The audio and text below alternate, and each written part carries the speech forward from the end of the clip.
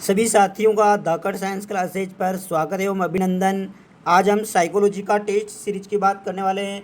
बहुत ज़बरदस्त test series होगा, बहुत ही शानदार प्रश्न होंगे और कई प्रश्न तो एनसीईआरटी की बुक से भी लिए गए हैं और बहुत से प्रश्न इसमें से पुरानी परीक्षा में आए हुए हैं। कुल 12 प्रश्न हैं, तो आप मेरे को करके बताना कि आपके 12 में से कुल कितने प्रश्न सही हो रहे हैं। तो चलिए साथियों, मैं स्क्रीन पर आपके लिए पहला प्रश्न लेकर आता हूँ। मेरे सभी साथीगण जो वेट कर रहे हैं कि पहला प्रश्न स्क्रीन पर कब आएगा, तो देखो पहला प्रश्न स्क्रीन पर आ गया है। इसका उत्तर दो जल्दी से। बहुत शानदार प्रश्न है साहब। क्या कहना चाहता है प्रश्न को ध्यान से पढ़ना और उत्तर देना इसका, और स्क्रीनशॉट जरूर लेना इसका। बहुत ज़बरदस्त प्रश्न है। प्रश्न क्या कहना चाहता है, पहले तो आप प्रश्न के क्या लगाओगे, वेरी मोस्ट इम्पोर्टेंट लगाओगे क्यों, और स्क्रीनशॉट जरूर लोगे। कई बार पूछा गया प्रश्न है साहब। देखो क्या कहना चाहता है, प्रश्न नंबर पहला है, कौन सा सिद्धांत व्यक्त करता है कि मानव मस्तिष्क एक बर्फ की बड़ी चट्टान के समान है जो कि अधिकांश छिपी रहती हैं एवं उसमें चेतना के 3 स्तर पाए जाते हैं। तो साहब बहुत ही शानदार प्रश्न है। पहले तो आप मेरे को बताओ, फिर मैं इसकी व्याख्या बताता हूँ। बहुत शानदार, मज़ा आ जाएगा व्याख्या में, देखना अभी कितनी अच्छी व्याख्या है इसकी। बहुत ही ज़बरदस्त व्याख्या है इसका। पहले तो आंसर बता दो। बिल्कुल इसका करेक्ट आंसर जो जाएगा ये जाएगा ऑप्शन नंबर, किसको जाएगा, ऑप्शन नंबर 2 को जाएगा।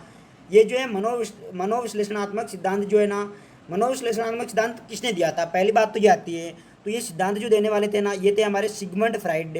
कौन थे, सिगमंड फ्राइड थे। अब आप सोच रहे होंगे कि साहब सिगमंड फ्राइड ने ये कब दिया था, तो सिगमंड फ्राइड जो है ना, सिगमंड फ्राइड ने ये दिया था 1904 में, 1900 ईस्वी में दिया था। कब दिया था, 1900 ईस्वी में दिया था। तो ये बात आपको याद रखनी। पहली बात तो क्या है, देखो पहली बात तो याद रखनी है आपको कि मनोविश्लेषणात्मक सिद्धांत किसने दिया था, सिगमंड फ्राइड ने दिया था। कब दिया था, 1900 ईस्वी में दिया था।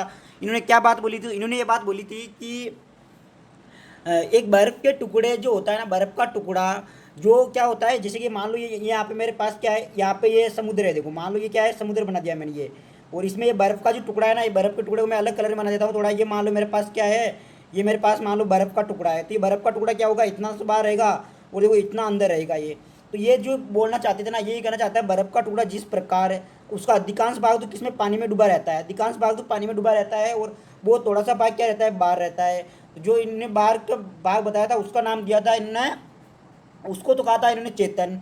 जो ये बाहर वाला है इसको तो क्या बोला था इन्होंने, चेतन बोला था। बाहर वाले को ध्यान देना, बाहर वाले को क्या बोला था इसने, बाहर वाले को तो इन्होंने चेतन बोला था, और जो अंदर है इसको अर्धचेतन और अचेतन बोला। तो इन्होंने यही बात बताया कि जो बाहर वाला चेतन का जो भाग होता है ये तो होता है 10%, और जो अंदर का होता है ये होता है 90%।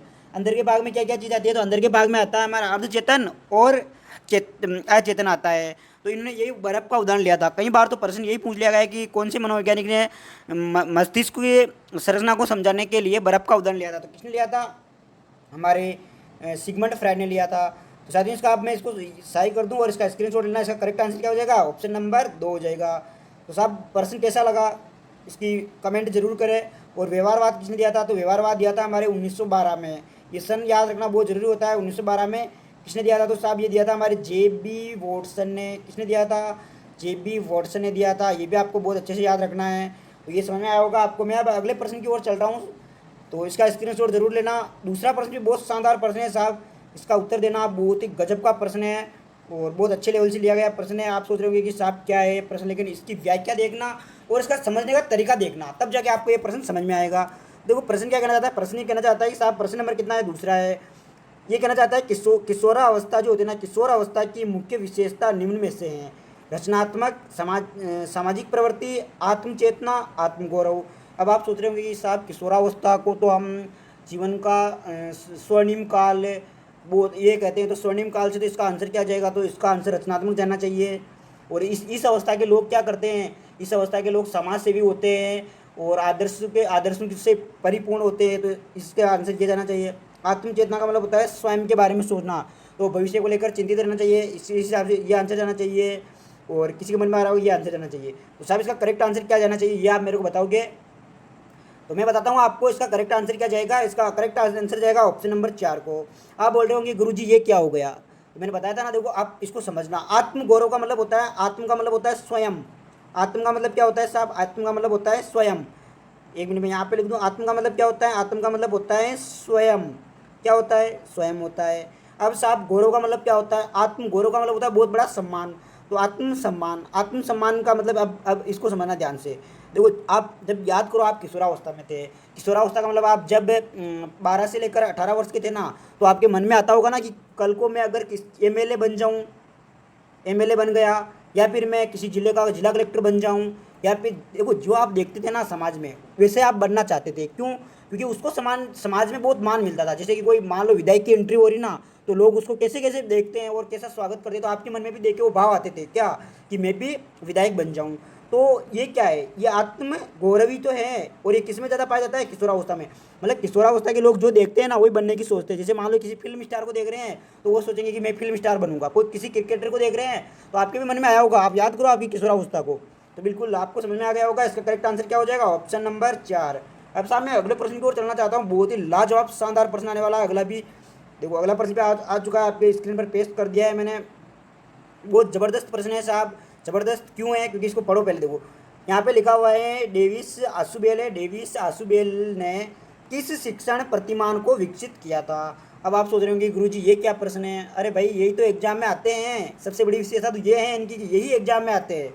आपने पढ़ लिया, पता है सबको कि किशोरावस्था किसे कहते हैं। किशोरावस्था जो होती है ये संघर्ष तूफान की अवस्था है, ये सबको पता है। ये प्रश्न प्रश्न ऐसे नए प्रश्न आएंगे अब। स्मार्ट स्टडी से बोलते हैं कि प्रश्नों का नई तरीके से चुनाव करना। तो इसका उत्तर दो जल्दी से मुझे। बिल्कुल इसका जो करेक्ट आंसर जाएगा साहब, ये जाएगा डेविड आसुबेल ने, है ना। इन्होंने अग्रिम व्यवस्था की थी। किन्होंने की थी? देखो ऐप और क्या हो गया? ऐप और हो गया कौन? आसुबेल। ऐप और हो गया अग्रिम। तो कैसे याद रखोगे? देखो राशि सेम है दोनों की। ऐप और क्या हो गया? आसुबेल। ऐप और हो गया अग्रिम व्यवस्था। ये तो याद हो जाएगा आपको। अब आप सोच रहे होंगे कि साहब ये अभिकर्मित अनुदेशन तो इनसे जो संबंधित है, ये हमारे BF स्किनर साहब। तो अब मैं अगले प्रश्न की ओर गमन करना चाहता हूँ। बहुत शानदार प्रश्न आने वाला। देखो अगला प्रश्न येलो आ गया स्क्रीन पर। प्रश्न ये कहना चाहता है साहब आपसे, शिक्षा तकनीकी को किसने 3 भागों में बांटा था? अब पहले तो आपको ये पता होना चाहिए कि शिक्षा तकनीकी होती क्या है।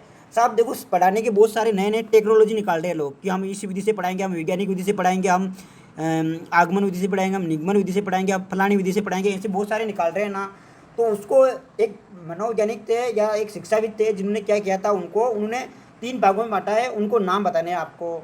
आपने हर्बर्ट की पंचवटी योजना पढ़ी होगी, लेकिन यहाँ पे हर्बर्ट को पंचवटी के बाद उसने पंचपदी बांटी थी, ध्यान रखना पंचपदी में दिया था उन्होंने। लेकिन यहाँ पे हर्बर्ट का कोई रोल है नहीं, मैं पहले बता दूँ आपको। तो इसका करेक्ट आंसर जाएगा, ये जाएगा हमारे लुमस डेन को। ये लुमस डेन है, इन्होंने क्या किया था, इन्होंने शिक्षण ये जो एजुकेशन टेक्नोलॉजी है ना, इसको 3 भागों में बांटा था। तो ये प्रश्न आपको समझ में आया होगा। अब मैं अगले प्रश्न को, अच्छा ये गेट्स साहब ने अधिगम की एक परिभाषा दी थी, और परिभाषा ये दी थी इन्होंने कि क्या प्रशिक्षण क्या दिया था? प्रशिक्षण एवं अनुभव से, प्रशिक्षण लिख रहा हूँ मैं यहाँ पे, प्रशिक्षण एवं अनुभव की बात कर रहा हूँ मैं। देखो प्रशिक्षण एवं अनुभव जो होता है ना, अनुभव से जो हमें ज्ञान प्राप्त होता है ना, उसी को क्या बोलते हैं? अधिगम बोलते हैं। अब मैं अगले प्रश्न की ओर चलना चाहता हूँ। आज का 5वां प्रश्न स्क्रीन पर पेश हो गया है। बहुत शानदार प्रश्न है, स्क्रीनशॉट जरूर लेना, और वेरी मोस्ट इंपॉर्टेंट प्रश्न है, इसका स्क्रीनशॉट जरूर लोगे आप। देखो प्रश्न क्या कहना चाहता है साहब, प्रश्न आपसे कहना चाहता है, प्रश्न नंबर है 5वां। प्रश्न क्या कहना चाहता है? क्रो एंड क्रो के अनुसार अधिगम है। अधिगम क्या है? क्या क्या प्राप्त करना? तो देखो क्रो एंड क्रो ने, ये क्रो ये पति है, ये इसकी पत्नी है। इन दोनों ने मिलकर क्या, 2 जने ने मिलकर 3 बातें बताई थी। क्या क्या बताई थी इन्होंने? तो पहले आप मेरे को उत्तर दो, फिर मैं बताऊंगा 3 बातें क्या क्या बताई थी इन्होंने। इसका करेक्ट जो आंसर जाएगा, बिल्कुल आपका सही आंसर आ रहा है, आपके मन में सही आंसर आ रहा है। आपने ये परिभाषा अच्छे से पढ़ी है कि ज्ञान एवं अभिवृत्ति और आदत, ज्ञान अभिवृत्ति आदत का अर्जन ही क्या है? अधिगम है। तो साहब इन्होंने 3 बातें बताई थी। क्या बताई थी? कब बताई थी ये 3 बातें? तो ये बताई थी आज बताई थी। क्या कब बताई थी? तो आज बताई थी। आज कब बताई थी? आज बताई थी। देखो मैं बोल रहा हूँ क्रो एंड क्रो ने 3 बातें बताई थी, और 3 बातें कब बताई थी? तो आज बताई थी। पहले तो क्या बताई थी इन्होंने? ए फॉर हो गया आदत, ए फॉर तो क्या हो गया? आदत। और इसका मतलब हो गया अभिवर्ती। क्या ना, ये शब्द बहुत काम के हैं। ये हो गया अभिवर्ती, ये अभिवर्ती लगा दिया मैंने को। और यहाँ पे क्या इसका मतलब हो जाएगा? ज्ञान, ज्ञान या ज्ञान, ठीक है ना।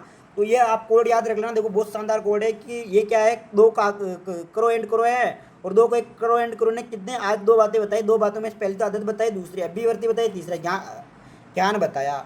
अब मैं अगले प्रश्न की ओर चलना चाहता हूँ साहब। अगला प्रश्न बहुत शानदार है, स्क्रीनशॉट जरूर लेना। वेरी मोस्ट इंपॉर्टेंट प्रश्नों में से एक है ये भी, वेरी मोस्ट इंपॉर्टेंट प्रश्न है। तो मैं अगले प्रश्न की ओर चलना चाहता हूँ। देखो अगला प्रश्न आपके सामने स्क्रीन पर पेश होने वाला है, 6ठा प्रश्न।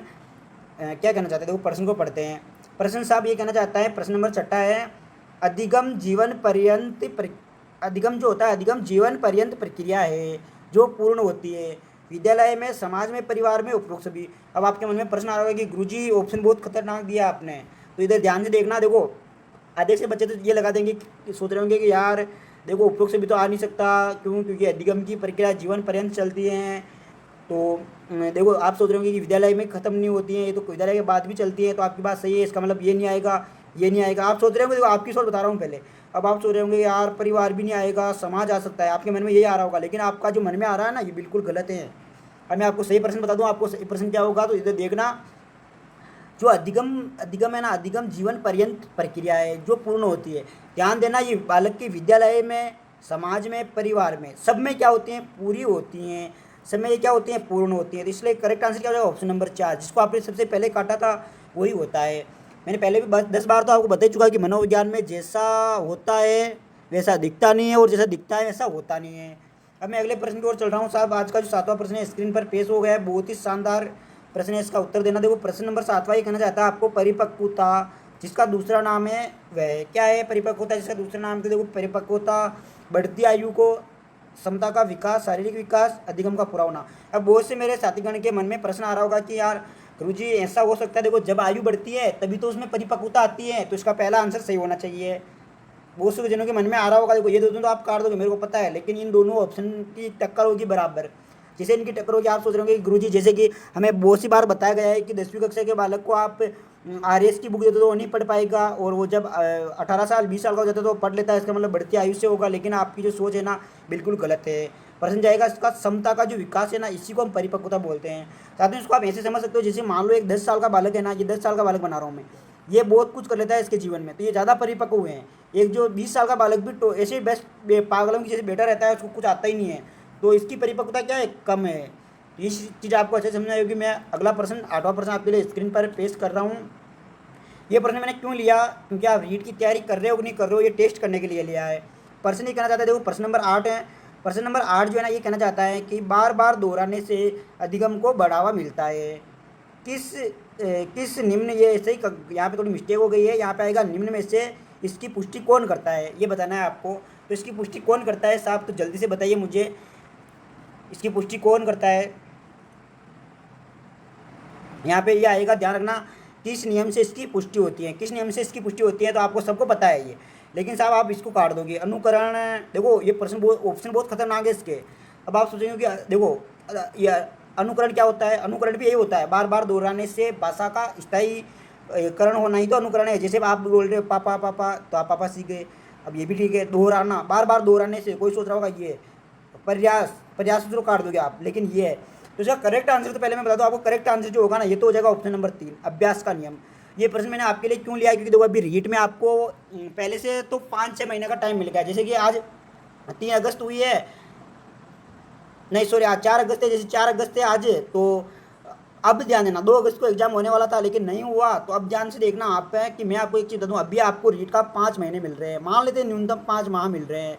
इन 5 महीनों में आपने जो भी सिलेबस है ना, इसको बार बार दोहराने से क्या होगा, जो रीट का सिलेबस है इसको आप बार बार दोहराने से क्या होगा, आपके अधिगम को बढ़ेगा। अधिगम का मतलब सीधा सीधा मीनिंग है आपका सिलेक्शन बढ़ेगा। मैं तो ये कहूँगा, ये अधिगम छोड़ो, आप अपनी खुद की भाषा में ये मान लो कि जितना आप पढ़ोगे उतने जल्दी नौकरी लगोगे। ये फिर बार बार नहीं, तो ये अधिगम से पीछा छुड़वाना हो ना, तो आप एक बार आराम से पढ़ लो, मैं तो यही बोलता हूँ आपको। इसलिए इसका करेक्ट आंसर ये आ जाएगा। अब मैं अगले प्रश्न की ओर चलता हूँ। आज का जो बहुत ही शानदार प्रश्न है साहब, क्या कहना चाहता है? देखो प्रश्न ये कहना चाहता है कि प्रश्न नंबर कौन सा है? प्रश्न नंबर जो है ये है हमारा 9वां प्रश्न है। पहले तो लगा लेना, क्या वेरी मोस्ट इंपॉर्टेंट लगाना ही है आपको, वेरी मोस्ट इंपॉर्टेंट लगा लिया होगा आपने। प्रश्न ये कहना चाहता है, देखो करके सीखने का विचार दिया था, करके सीखने का, लर्निंग बाय डूइंग, किसने विचार दिया था? तो आपको सबको पता होगा। ये प्रश्न 2 तरह से आया है अभी तक का जो हमारे रीट का पेपर हुआ है ना, इसमें ये प्रश्न 2 तरह से आया। बस इस टॉपिक से अगर प्रश्न उठेगा तो इस 2 तरह से, अभी तक तो 2 तरह से आया, अभी कोई नया पैटर्न आ जाए तो उसके लिए हम बात करेंगे। इसका करेक्ट आंसर जो जाता है ना, ये जाता है ऑप्शन नंबर 2 को, जॉन डीवी। ये जॉन डीवी, ध्यान देना, ये मनोवैज्ञानिक नहीं थे, ये आपको याद रखनी है बात, गांठ बांध लेनी इसको। ये जॉन डीवी जो है ना, ये क्या नहीं थे? ये मनोवैज्ञानिक नहीं थे। मनोवैज्ञानिक लिखा है देखो मैंने, ये क्या नहीं थे? ये मनोवैज्ञानिक नहीं थे, मनोवैज्ञानिक नहीं थे, ये याद रखनी है आपको, ठीक है ना? ये समझ में याद ही रखनी है आपको। और अब मैं अगले प्रश्न की ओर चलना चाहता हूँ साहब। अगला प्रश्न आपके सामने स्क्रीन पर पेश होने जा रहा है, यह आ गया 10वां प्रश्न।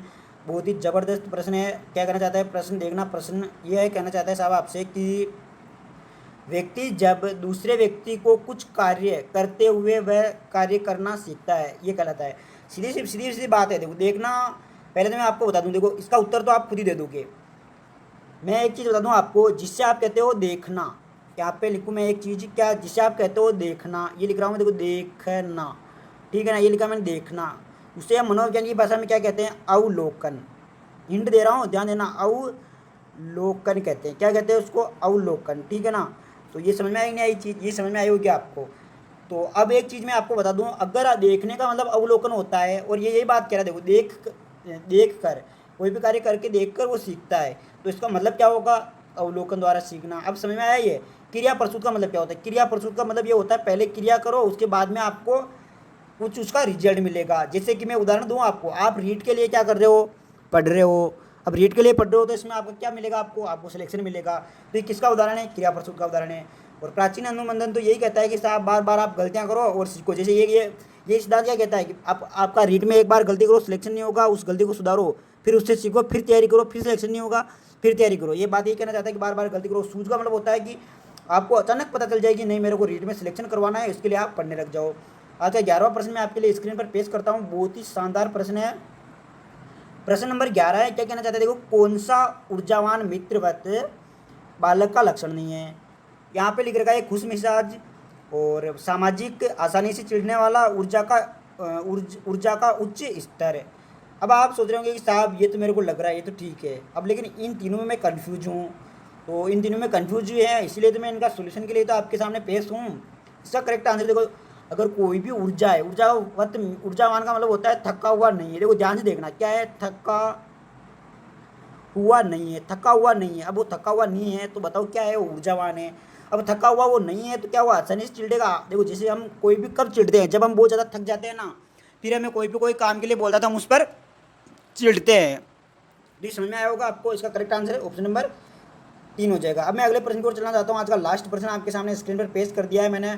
इस प्रश्न में आप इतने कंफ्यूज हो जाओगे ना कि इसका उत्तर देने में भी आपको बहुत समस्या आएगी। देखो प्रश्न क्या कहना चाहता है कि साहब बालक के भाषा विकास में मुख्य योगदान देने वाली संस्था है। अब आप सोच रहे होंगे कि साहब ये कौन सा प्रश्न आ गया। पहले तो क्या करना चाहता है, देखो बालक के भाषा के विकास की बात कर रहा है और उसमें योगदान देने वाली संस्था है। तो आप सोच रहे होंगे कि साहब देखो बात संस्था की हो रही है ना, तो एक तो विद्यालय होता है संस्था, एक विद्यालय होता है, और एक जन संचार माध्यम, ये भी संस्थाएं होती है, पत्र पत्रिका वाला भी संस्था होता है। इसका मतलब ये तो आएगा नहीं। देखो आपके मन के विचार बता रहा हूँ मैं, आपके मन में क्या क्या आता है पहले मैं वो बताता हूँ, फिर बाद में मैं सही इसका आंसर बताऊँगा। अब कोई सोच रहा है यार संस्था, मैंने पढ़ा था, जब मैं पढ़ता था तो कहते थे हमारे संस्था प्रधान, तो इसका मतलब विद्यालय आ जाएगा, ये आएगा ना इसका आंसर। बिल्कुल क्या है, गलत। अब आप वो सोच रहे हैं गुरु जी इसका सही आंसर क्या होगा, ध्यान देना। बालक है, बालक के भाषा की बोल रहे हैं यहाँ की, इसको ध्यान से देखना आप, क्या है यहाँ पे, भाषा। भाषा में मुख्य योगदान देने वाली, ध्यान देना, बालक को भाषा का पहला शब्द हमारी माँ सिखाती है। क्या सिखाती है, माँ। इसीलिए तो जो माँ के मुख से बोले जाने वाले शब्द हैं, फिर से ध्यान से सुनना, माँ के मुख से बोले जाने वाले शब्दों को क्या कहते हैं, मातृभाषा कहते हैं। और ध्यान देना, माता हमारी पहली गुरु होती है और परिवार हमारी पहली पाठशाला होती है। परिवार हमारी पहली पाठशाला होती है। तो आप परिवार को क्यों छोड़ के इन ऑप्शनों पे भग रहे थे, बोलो। पहला आंसर क्या हो जाएगा इसका, सही हो जाएगा। तो साहब ये थे 12 प्रश्न। 12 प्रश्न कैसे लगे, प्रश्न अच्छे लगे हो तो प्लीज़ चैनल को सब्सक्राइब करना और अपने मित्रों के साथ शेयर जरूर करोगे। और साथियों आप शेयर करने में कंजूसी कर रहे हो यार। जैसे कि बहुत सारे मेरे साथीगण हैं, जैसे मैं बता दूं आपको, हरीश जी हैं। हरीश जी बहुत अच्छा सपोर्ट कर रहे हैं। देखो हरीश जी जहाँ पे वो मेरी आवाज़ सुन रहे हो, आप बहुत अच्छा सपोर्ट कर रहे हो। और मैं भी भगवान से यही प्रार्थना करता हूँ, आप किसी के लिए सहयोग कर रहे हो तो भगवान आपका सहयोग करे। क्यों, क्योंकि इस दुनिया में जो हमारी दुआ होती है ना, ये बहुत काम देती है साहब। तो मैं तो हरीश जी को आशीर्वाद के रूप में यही प्रदान करता हूँ कि हरीश जी आप जल्दी से जल्दी नौकरी लग जाओ। आप बहुत सपोर्ट करते हो, आप बहुत ही सकारात्मक कमेंट करते हो। और आप, मेरे को ये लग रहा है कि आपने अच्छी खासी सब मित्रों के शेयर कर दिया, क्योंकि आपकी कमेंट से मेरे को लगता है। और भी है जिनके मैं आज नाम बोल देता हूँ, हमारे भावना जी पटेल हैं, ये भी बहुत अच्छे कर रहे हैं। मधुसूदन जोशी हैं, ऐसे कोई नाम है उनका, वो भी बहुत सपोर्ट कर रहे हैं। और भी अनेक नाम हैं, अनिल जी हैं, अनिल कुमार जी हैं, जिनके नाम नहीं है अगले वीडियो में बोल दूंगा, लेकिन वो भी सब सपोर्ट कर रहे हैं। और सपोर्ट करो यार, और शेयर करो इसको ज़्यादा से ज़्यादा अपने मित्रों के पास जो रीट की तैयारी कर रहे हैं। तो सभी दोस्तों का जिनका नाम नहीं आया, नाराज़ नहीं हो, अगले वीडियो में उनका नाम बोल दूंगा। तो साथियों पढ़ते रहिए, और रीट में पक्का इस बार सिलेक्शन लेना है। किसी भी हालत में ऐसा नहीं हो कि रीट हमारे हाथ से निकलनी नहीं चाहिए, रीट में किसी भी हालत में सिलेक्शन लेना है, ठीक है। तो मिलते हैं नेक्स्ट वीडियो में, तब तक के लिए पढ़ते रहिए, मुस्कुराते रहिए, आगे बढ़ते रहिए। वंदे मातरम, जय सिया राम, भारत माता की जय।